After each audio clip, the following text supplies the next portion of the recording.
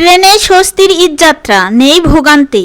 ঈদ উল আজহা সামনে রেখে আগেভাগেই ঢাকা ছাড়তে শুরু করেছেন নগরবাসী। এবার যাত্রাপথে ভোগান্তি এড়াতে অধিকাংশ মানুষের প্রথম পছন্দ হয়ে উঠেছে ট্রেন। ঈদযাত্রার দ্বিতীয় দিন রবিবার ভোর ৬টা থেকে সকাল ৯টা পর্যন্ত রাজধানীর কমলাপুর রেল স্টেশন থেকে ছেড়ে গেছে ১১টি ট্রেন।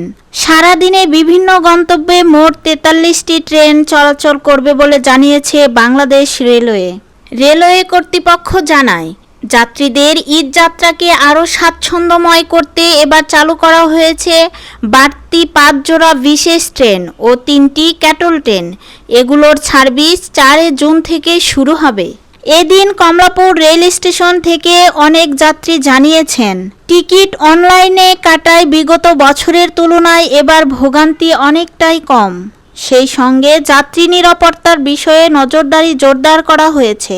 কমলাপুর স্টেশনে যাত্রীদের নিরাপত্তা ও শৃঙ্খলা নিশ্চিত করতে ৩ স্তরের চেকিংয়ের ব্যবস্থা রাখা হয়েছে।